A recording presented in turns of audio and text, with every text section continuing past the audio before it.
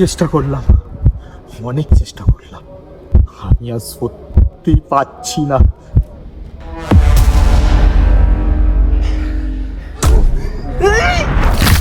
কি কি কি সমস্যা আপনার? কিরে, ঘুরতে যাচ্ছিস? দেখে আপনার কি মনে হচ্ছে?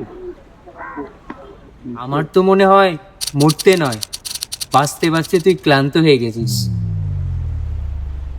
বলবি? কি বলবো? সব শেষ হয়ে গেছে, চাকরি নেই, যাকে ভালোবেসেছিলাম সে আমাকে ছেড়ে চলে গেছে, বন্ধু বান্ধব কেন আমার সাথে যোগাযোগ রাখবে, টাকা নেই না, আর বাড়ির লোক সে তো আমাকে ব্যর্থ একটা মানুষ ভাবে। শুধু তাই নয়, সকালবেলায় আমি যখন ঘুম থেকে উঠি না, আমি ভাবি আমি লড়বো কার জন্য, কার জন্য? কোন উত্তর আছে ওর কাছে? জানিস আমাদের সবচেয়ে বড় ভুলটা কি? কি বল, তুইও বোঝা, বল। বইয়ের খারাপ একটা অধ্যায়কে আমরা ভাবি পুরো শেষ অধ্যায়, সেটাই খারাপ একটা অধ্যায়কে পুরো বইয়ের শেষ ভেবে নিই। এইসব মোটিভেশনাল কোনো ডায়লগের না আমার দরকার নেই। আরে আমি দিতামও না। সকাল দিয়ে জ্ঞান দেওয়ার জন্য আমাকেই পেয়েছে, সুসাইডে না, জ্ঞানে তো মরে যাবো আমি। আরে ভাই, আমি তোকে জ্ঞান দিতাম না যদি না জানতাম তুই আসলে কে। আপনি চেনেন আমি কে? তোর ধারণার চেয়েও বেশি আমি তোকে চিনি। কে আপনি? হ্যাঁ, কে আপনি? কে? वाला लेव चा वाला একটা প্রশ্ন করি। चा लेव चा 70 चा 70 वाला। আচ্ছা, আজ থেকে 5 বছর আগে যদি একটা জীবন তুই বাঁচাতে পারতিস, তাহলে তুই বাঁচাতিস? হ্যাঁ, অবশ্যই বাঁচা, তোর সবকিছু দিয়ে হলেও তুই বাঁচাতিস? আলবাত বাঁচা। জানতাম তুই বাঁচাতিস।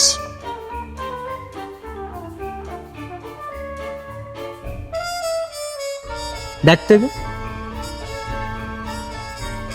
তুমি অয়নের ভাই? হ্যাঁ। কি হলো দাদা, টাকাটা দেবেন না? ব্যাংকের থেকে লোন নেওয়ার সময় মনে থাকে না, মান সম্মান বলে কিছু আছে? এতদিন ধরে আপনাকে ব্যাংক সমন পাঠাচ্ছে, আপনার তো মরে যাওয়া উচিত। একটু দাঁড়া, আমি টাকা নিয়ে আসছি। হ্যাঁ, একটু তাড়াতাড়ি করবেন, আমার অত টাইম নেই।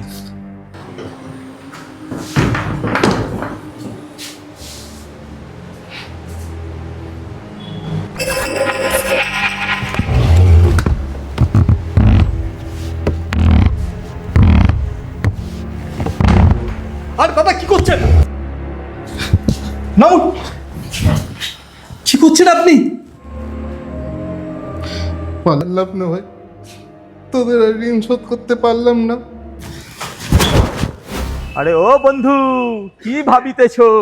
মাইন্ড চেঞ্জ হলো? ধরো হাল শক্ত হাতে, ভাই কি নদীর সাথে। তারপরে আর কি খবর ভাই, সব ঠিকঠাক? যদি তুই সেদিন না বাঁচাতিস ভাই। আরে দৌড় পাগল, এরকম কোনো ব্যাপারই না। শোন তাহলে, দেখ ভাই, ঋণ শোধ করতে না পারাটা লজ্জার নয়, হাল ছেড়ে দেওয়াটা লজ্জার। আরে আজ না পারতিস, কাল পারবি, কিন্তু এটা ভেবে দেখেছিস কখনো? আজকে তুই যদি মরে যেতিস, এই সুযোগটা কোনোদিন পেতিস? বলতো ভাই, তোর পাগল। আরে শোন না, তোর জন্য একটা গিফট নিয়ে এসেছি, আগের দিন তোকে বলেছিলাম না। হ্যাঁ ধর, আরে ধর, ধরি রাখ। আর এক কাজ কর, গাড়ির চাবিটাও রাখ। হবে না এতে আমি জানি, ধর বলছি, এটা দিলাম তোকে, এটা দিয়ে নতুন ভাবে আবার স্টার্ট আপ শুরু কর, আবার দাঁড়া। কিন্তু যেটা করিস, আরে হাত কি জড়ো করছিস, নতুন ভাবে দাঁড়া বন্ধু। চলো নিয়ে এলাম, টাটা।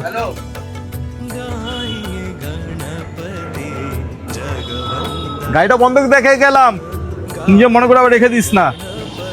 চলি। সেদিন আমি দরজার বাইরে দাঁড়িয়েছিলাম, সব দেখেছিলাম, সব শুনেছিলাম। একটা মানুষ, তার কাছে তখন খুব বেশি কিছু ছিল না, কিন্তু সে আমার দাদাকে বাঁচানোর জন্য তার সব কিছু দিয়ে সাহায্য করেছিল।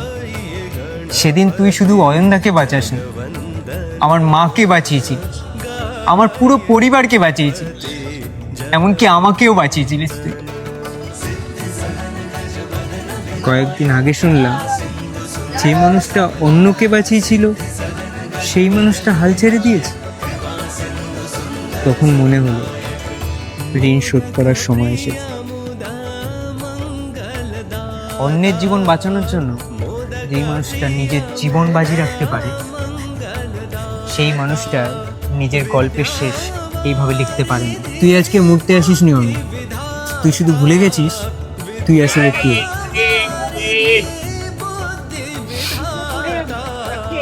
সেদিনকে অয়নদাকে আমি বাঁচালাম, আজকে তুই আমাকে বাঁচালি।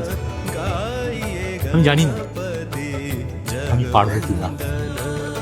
তুই পারবি কি পারবি না সেটা আমি জানি না। আমি শুধু জানি তুই সেদিন আমার দাদাকে যে সুযোগটা দিয়েছিলিস, আজ আমি সেই একই সুযোগ তোকে ফিরিয়ে দিলাম। তাহলে একবার চেষ্টা করে দেখাই যা। আমি তো এটাই শুনতে চেয়েছিলাম। ধরো হাল শক্ত হাতে, ভাই কি নদীর সাথে, হয় কি নদীর সাথে,